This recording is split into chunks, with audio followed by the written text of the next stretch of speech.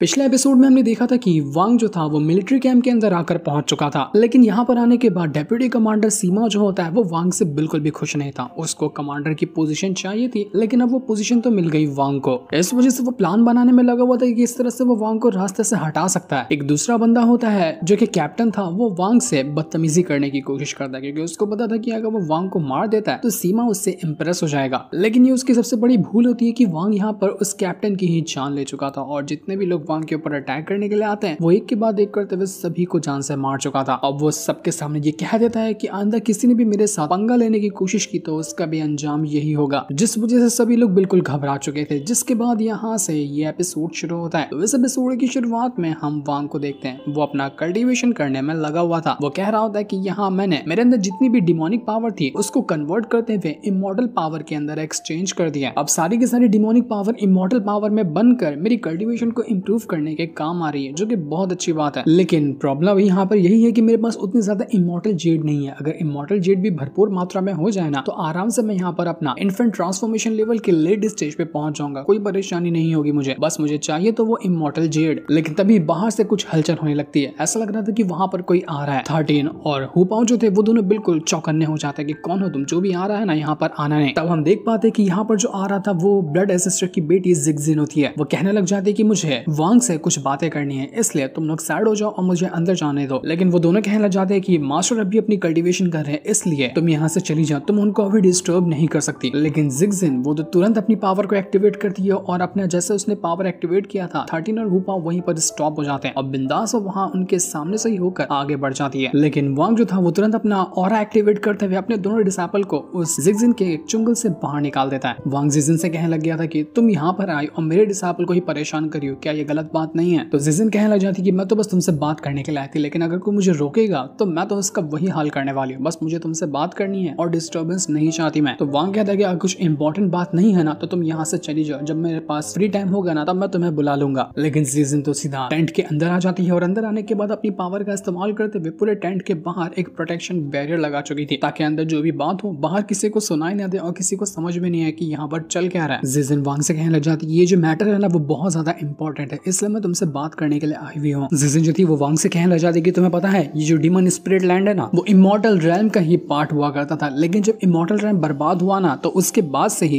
ये demon spirit land बिल्कुल खंडर में बदल गया और ये जगह बिल्कुल वीरान रह गई। लेकिन अभी भी कुछ कुछ ऐसी जगह यहाँ पर मौजूद है जो कि इमॉर्टल रैल्म से कनेक्टेड है और वहां पर कमाल की चीजें हो सकती है। लेकिन वहां पर कई सारे अलग अलग तरह के फॉर्मेशन लगे होते हैं जिनको तोड़ना मेरे अकेले की बस की बात नहीं है। मैंने सुना है कि तुम्हारे पास बहुत सारा टैलेंट है फॉर्मेशन वगैरह का, और तुम आसानी से किसी भी तरह के फॉर्मेशन को डिस्ट्रॉय कर सकते हो अगर तुम मेरा साथ देते हो और हम फॉर्मेशन तोड़कर अंदर जाने में कामयाब होते हैं ना तो जो भी ट्रेजर हमें मिलेगा हम दोनों आधा आधा बांट लेंगे। क्या कहते हो? तो वांग कहना चाहते हैं कि अगर ऐसी जगह यहाँ पर मौजूद है तो यहाँ पर जाना, एक्सप्लोर करना, ट्रेजर हासिल करना बहुत अच्छी बात हो सकती है, लेकिन ये जो जिगजिन है ना इसके ऊपर भरोसा करना बहुत बड़ी गलत बात होगी, कहीं ये मुझे किसी मुसीबत में ना फंसा डाले। तो वांग कहने लग जाते हैं कि देखो अभी मैं अपना ब्रेक थ्रू करने के ना काफी करीब हूँ, इसलिए मैं अभी कोई डिस्टर्बेंस नहीं चाहता, मुझे अपना ब्रेक थ्रू करना है, उसके बाद सोचा जाएगा। तो जिगजिन कहने लग जाती कि मुझे लगता है ना कि तुम अपना इन्फेंट ट्रांसफॉर्मेशन लेवल का लेट स्टेज ब्रेक थ्रू करना चाहते हो, और इसके लिए सबसे आसान तरीका वही होता है कि इमॉर्टल जेड के जरिए अपना ब्रेक थ्रू करना। लेकिन इस जगह पे तुम्हें इमॉर्टल जेड मिलेंगे वो बिल्कुल नामुमकिन सी बात है, लेकिन मेरे पास बहुत सारे इमॉर्टल जेड पड़े हुए हैं, अगर तुम मेरा साथ देते हो ना तो मैं ये तुम्हें देने के लिए तैयार हूँ, जिसकी मदद से तुम अपना ब्रेक थ्रू कर पाओगे। वो थोड़े से इमॉर्टल जेड वांग को अभी देती है और कहने लग जाती है कि अगर तुम मेरा काम कर दोगे तो बाकी के तुम्हें बाद में दूंगी, ये मेरी डाउन पेमेंट है तुम्हारे लिए। लेकिन वांग तब भी कहने लग जाता है कि मुझे अभी इतना बड़ा रिस्क नहीं लेना, क्या पता वहां पर जाकर मुझे कुछ हो जाए और जहां मैं अपना ब्रेक थ्रू करने वाला हूँ मेरी कल्टीवेशन पर ही आंच आ जाए। तो जिगजिन कहने लग जाती है कि तुम्हें टेंशन हो रही है तुम्हारी सेफ्टी की तो मेरे पास ये ब्लड पिल है, इसको ही ले लो ना, ये तुम्हें हर खतरों से प्रोटेक्ट करने के काम आएगा और तुम्हें कुछ भी नहीं होगा। वांग उस ब्लड पिल को देखकर बिल्कुल हैरान रह चुका था। वो कहने लग जाता है कि ब्लड पिल इतनी ज्यादा कमाल की चीज होती है ना, इसके बारे में मैंने सुनकर रखा हुआ है, अगर कोई इंसान इस पिल को खा ले और उसके बाद किसी बैटल में जाकर अगर वो मर भी जाता है ना तो ये पिल उसको दोबारा से रेजरेक्ट कर देती है, यानी कि वापस से जिंदा कर देती है। इतनी कमाल की ये पिल होती है जो कि ब्लड एंसेस्टर ने खुद अपनी सीक्रेट टेक्निक की मदद से इसको बनाया है। अगर ये ब्लड पिल मेरे पास आ जाए तो आगे आने वाले जितने भी खतरे होंगे उनके अंदर तो मैं आसानी से होकर गुजर सका, मुझे मेरी जान की कभी टेंशन ही नहीं होगी। तो वांग कहने लग जाता है कि क्या तुम मुझे बता सकती हो कि आखिर इस तरह की पिल को कैसे बनाया जा सकता है ताकि मैं और भी पिल बना सकूं? तो जिगजिन कहती है कि नहीं, ये हमारे क्लान की सीक्रेट टेक्निक है तो मैं तुम्हें इसको नहीं बता सकती, लेकिन हाँ अगर तुम यहाँ पर मेरा साथ देने के लिए तैयार होते हो तो मैं सोचूंगी तुम्हें इसके बारे में कि मैं तुम्हें ये पिल का तरीका बताऊं या नहीं बताओ, और उसके बाद और भी जितनी मेरे पास ये ब्लड पिल होगी ना, मैं सारी की सारी तुम्हें दे दूंगी। अब तो तैयार हो मेरे साथ जाने के लिए या फिर अभी भी तुम्हें कुछ और नाटक चढ़ा हुआ है?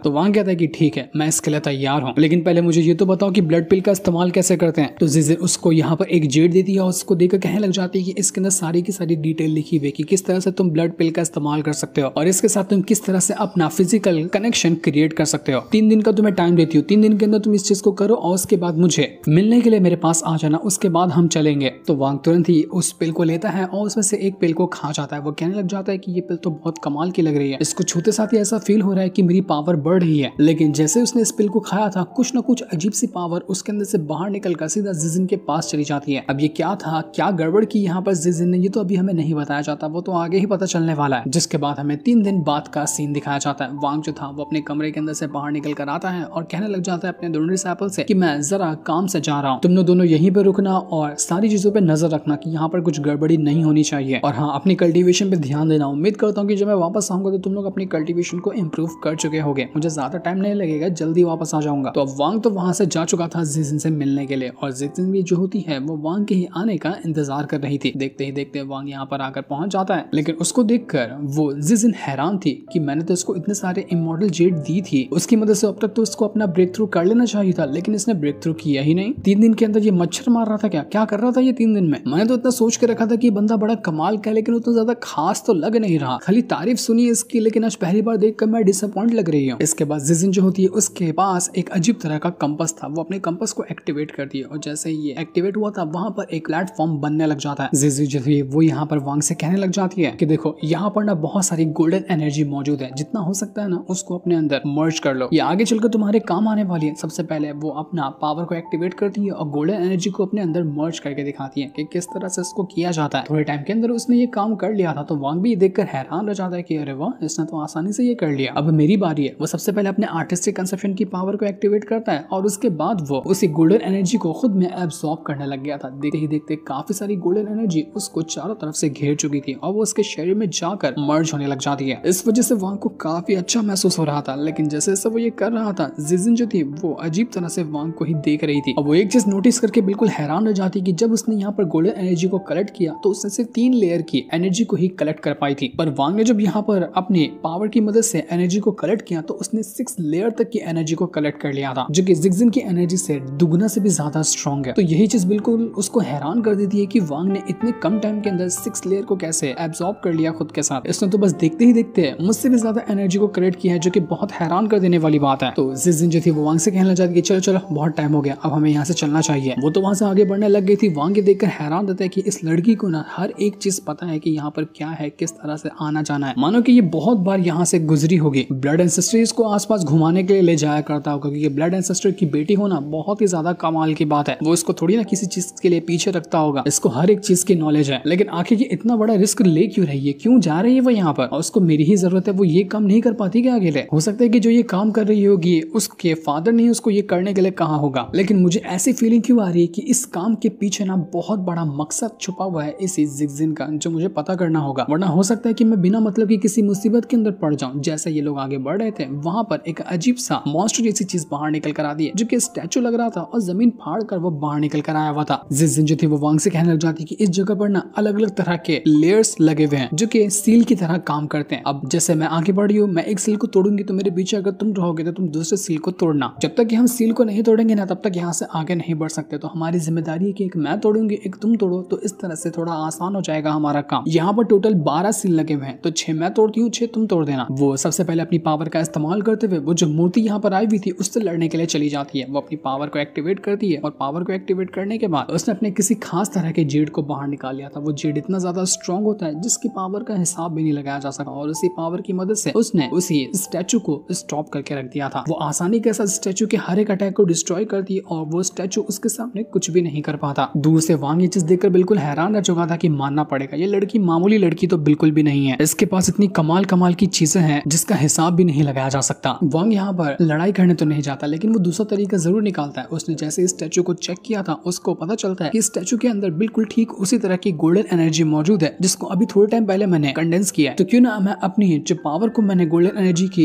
एब्जॉर्ब किया है उसका इस्तेमाल करूं। हो सकता है कि इससे ये स्टैचू आसानी के साथ खत्म हो जाए। कहीं ऐसा तो नहीं कि जितनी भी यहाँ पर गोल्डन एनर्जी मौजूद थी वो सभी इन स्टैचू के अंदर से ही बाहर निकल कर आ रही थी जिसको मैंने कलेक्ट किया है। अगर ये जो मैं सोच रहा हूँ बात सही है ना, तो यहाँ पर जो 12 सील लगे हुए हैं, जैसा कि जिजन ने बताया, ये कोई मुसीबत या कोई परेशानी वाली चीज नहीं है बल्कि अपॉर्चुनिटी है। हर एक सील के अंदर अलग अलग तरह की खास पावर या एनर्जी को रखा गया होगा जो जिस सील को तोड़ेगा उस पावर को वो हासिल कर सकता है।